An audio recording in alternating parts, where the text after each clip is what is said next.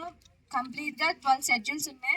First అయితే 8 schedules ఉండేవి. తర్వాత అమెండ్మెంట్ యాక్ట్ ద్వారా మనకి 9, 10, 11, 12 అనేవి యాడ్ చేశారు. Schedule 1 states and union territories, schedule 2 salaries, schedule 3 oaths, schedule 4 number of Rajya Sabha seats to each states, schedule 5 ST administration and development, schedule 6 ST administration and development to 7 sister states, schedule 7 central state concurrent list, schedule 8 languages, schedule 9 land limit, schedule 10 defection, schedule 11 panchayati, schedule 12 municipality.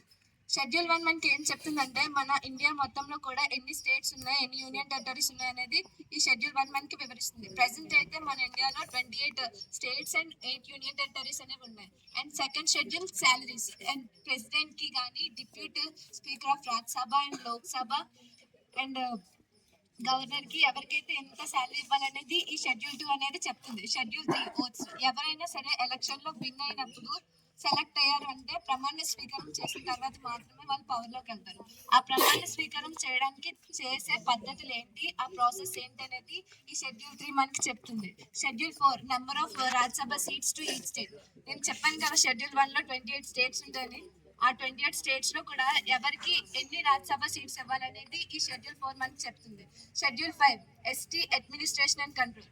మన ST reservation all over India, మన India మొత్తంలో కూడా ST people ఎంతమంది ఉన్నారో అందరినీ కూడా development చేయడం ఇంకా అడ్మినిస్ట్రేట్ చేయడానికి ఈ షెడ్యూల్ 5 మనకి చెప్తుంది. Schedule 6 same as 5th schedule.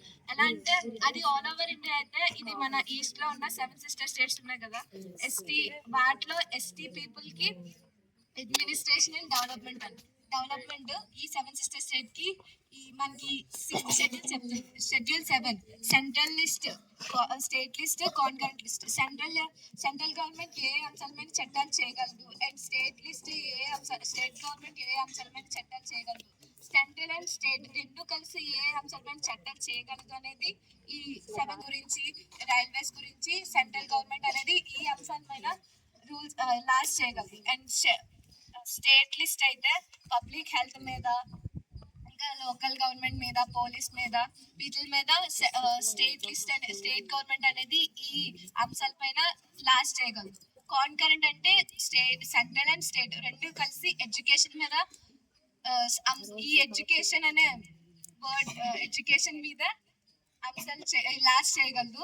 7th schedule. And 8th schedule languages. మన ఇండియా మొత్తంలో కూడా 2000 అబౌవ్ చాలా లాంగ్వేజెస్ ఉన్నాయి మన ఇండియాలో, కానీ అందులో గుర్తించినవి రికగ్నైజ్ చేసినవి 22 మాత్రమే. ఈ లాంగ్వేజెస్ గురించి మన 8th షెడ్యూల్ చెప్తుంది. 18th మన తెలుగు లాంగ్వేజ్ 18th ప్లేస్ లో లాంగ్వేజెస్ లో ఉంది. షెడ్యూల్ 9 ల్యాండ్ లిమిట్, భూపరిమిత చట్టం ఈ షెడ్యూల్ 9 లో యాడ్ చేశారు. ఏంటంటే ఇది ఫస్ట్ అమెండ్మెంట్ యాక్ట్ ద్వారా యాడ్ చేశారు. ఒక పర్సన్ కి 54 acres మాత్రమే ఉండాలి. ఆ 54 acres కంటే ఎక్కువగా ఉంటే అది గవర్నమెంట్ కి వెళ్ళిపోతుంది. And schedule 10 defection. ఎవరైనా ఒక వ్యక్తి ఒక పార్టీలో గెలుపు పొంది ఇంకొక పార్టీకి వెళ్ళిపోతే అతని పదవిని కోల్పోతాడు. దీన్ని పార్టీ ఫిర్యాదుల చట్టం ఈ షెడ్యూల్ 10 లో యాడ్ చేశారు. ఇది 1985 లో 52 అమెండ్మెంట్ యాక్ట్ ద్వారా ఈ షెడ్యూల్ 10 ని యాడ్ చేశారు. షెడ్యూల్ 11 పంచాయతీ. 972 అమెండ్మెంట్ యాక్ట్ ద్వారా దీన్ని యాడ్ చేశారు. ఏంటంటే పంచాయతీ విధులు ఏంటి, పంచాయతీ అనేది విలేజెస్ లో ఉంటుంది. ఇందులో పంచాయతీ అనేది విలేజెస్ లో ఉన్న పీపుల్ కి ఎలా హెల్ప్ అవుతుంది, దీనికి ఉన్న అసలు ఏంటి విధులు ఏంటి అనేది ఈ షెడ్యూల్ 11 మనకు చెప్తుంది. షెడ్యూల్ 12 1993 లో 74 అమెండ్మెంట్ యాక్ట్ ద్వారా మున్సిపాలిటీని ఫామ్ చేశారు. ఇదేంటంటే సంస్థ. ఇది పంచాయతీ ఎలా అయితే విలేజెస్ లో ఉంటుందో మున్సిపాలిటీ అనేది సిటీస్ లో ఉంటుంది.